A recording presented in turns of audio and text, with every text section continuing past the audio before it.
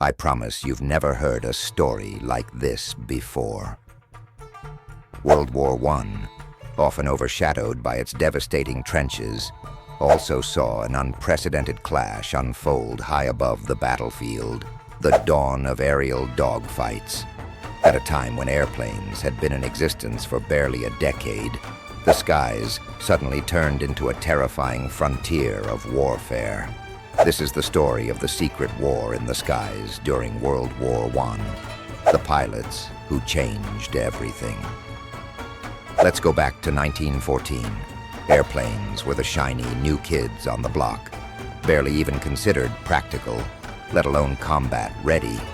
But the strategy of warfare was about to evolve forever. Early in the war, aircraft were used only for reconnaissance.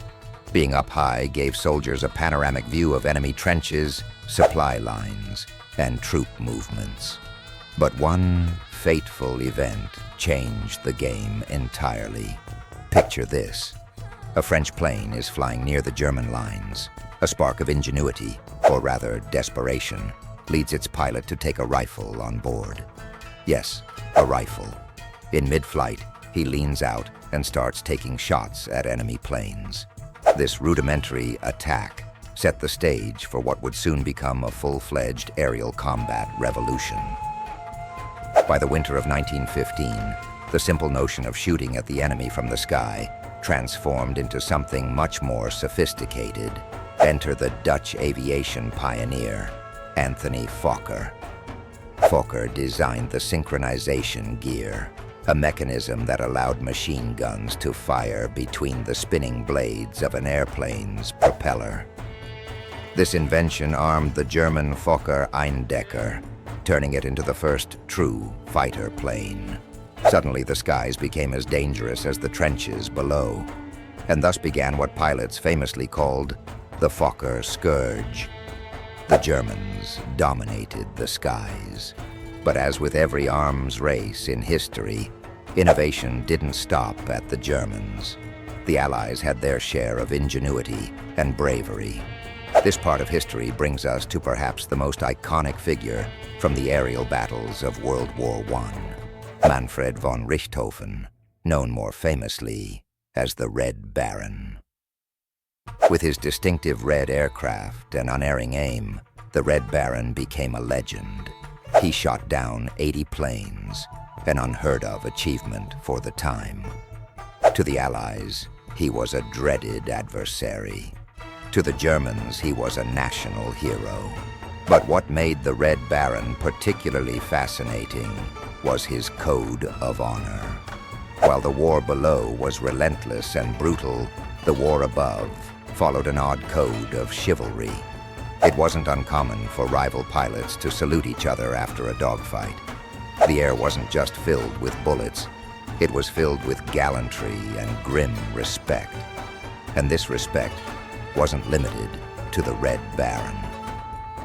British ace Edward Mick Mannock, another figure from this era, showed tremendous courage.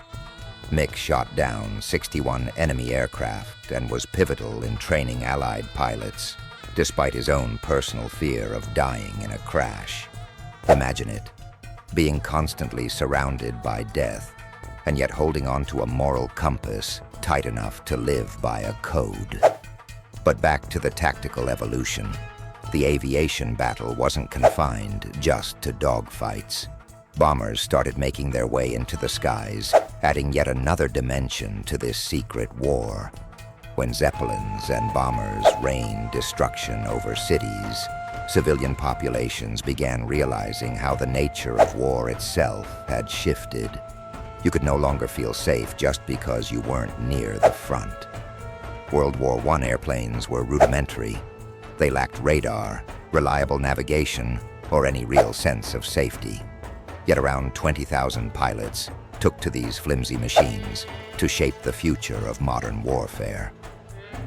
Let's not forget the invaluable contributions of unsung heroes like Marie Marvingt. She was one of the first qualified female pilots and pushed for airplanes to be used for medical evacuations. It's a quiet yet vital legacy. Without those early conversations sparked by the likes of Marvingt, the advancements in aeromedical evacuations we see today might never have taken off. To understand the bravery unfolding in the skies, we must also grasp the risks these pilots faced.